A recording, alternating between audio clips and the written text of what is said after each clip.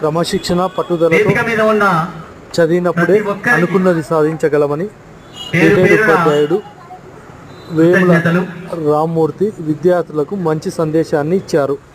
ఇక్కడికి విచ్చేసినటువంటి మా సగర బంధువులు, మా అన్నలు, మా వాడు ఏం చేసిండో చూద్దామని వచ్చినటువంటి వాళ్ళందరికీ కృతజ్ఞతలు. ఇక దాదాపుగా ఓవరాల్ గా చెప్పుకుంటే నేను అదృష్టవంతుంది. నేను కొల్లాపూర్కు రావడమే, నేను వనపర్తికి వెళ్ళాను. అక్కడ మా ఫ్రెండ్ చెప్పిండు అన్నట్టు, డిగ్రీ దోస్తుండే, మూర్తి నువ్వు పీజీ కంప్లీట్ అయింది,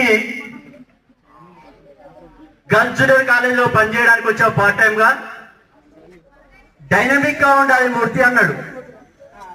ఇక ఇక్కడికి వచ్చిన తర్వాత అదే రోజు సాయంకాలం వస్తే సత్యసాయి విద్యానిలయ కరెస్పాండెంట్ గారు మాకు ఇక్కడ రఘు అన్నాన్ని ఉన్నాడు.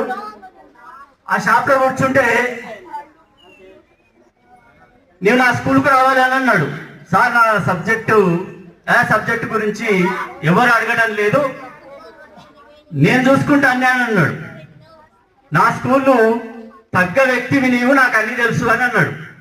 పాపం అనారోగ్యం చేత ఆ కరెస్పాండెంట్ గారు రాకపోవడం, మళ్ళీ ఒక నెల తర్వాత వస్తే సారికి నేను వెళ్ళిపోతా, మీరు రావటం లేదు, ఈ విధంగా ఉందనా, నేను వస్తానా, నీవు ఎందుకు అట్లా అంటున్నావు, నువ్వు ఇక్కడే ఉండాలి అని చెప్పి వాళ్ళ నుంచి నేర్చుకున్నదే. ఇంకా పరిస్థితులు ఎలా ఉంటాయంటే, ఫస్ట్ నేను 1 ఇయర్కే సైన్స్ ఎగ్జిబిషన్స్, ఇప్పుడు చూడలేదు అలాంటి ఎగ్జిబిషన్స్, దానికి నాకే ఇన్ఛార్జ్ ఇచ్చింది మేడం. ఆ సైన్స్ ఎగ్జిబిషన్ లోపల డిస్ట్రిక్ట్ లో ఫస్ట్ ప్రైజ్ వచ్చినటువంటి ఐటమ్ పెట్టింది మా మేడం. ఇక మా టీచర్లకు ఉంటారు కదా లోపల, రామూర్తి ఎట్లయినా చేస్తే నువ్వు ఆ డిస్ట్రిక్ట్ ఫస్ట్ వచ్చినటువంటి దాన్ని బీట్ చేయాలని చెప్పిండ్రు. సరే నేను అంతగా ఆలోచన చేయలేదు, కానీ మా మామయ్య ఉన్నాడు, సెరికల్చర్ ఇక్కడే ఉన్నాడు, కృష్ణమామ, పట్టుపురుగుల జీవిత చరిత్రలోని దశలు ఏవైతే ఉన్నదో ఆల్ స్టేజెస్ ఉన్నాయి అన్నట్టు. ఇక లాస్ట్ అది కపం నుంచి బటర్ఫ్లైగా ఎగిరిపోయే స్టేజ్ కూడా ఉంది అన్నట్టు. అక్కడికి వచ్చినటువంటి జడ్జెస్ వివిధ స్కూళ్ళకు చెందినటువంటి జడ్జెస్ అన్నట్టు. మొత్తం మీద ఆ ఐటమ్కే ఫస్ట్ ప్రైజ్ వచ్చింది, డిస్ట్రిక్ట్ ఫస్ట్ వచ్చింది సెకండ్ అయింది. ఇక మా మేడం అన్నది, ఈ డిస్ట్రిక్ట్ ఫస్ట్ వచ్చింది కదా, ఈ ఐటమ్ తీసేద్దాం అన్నది.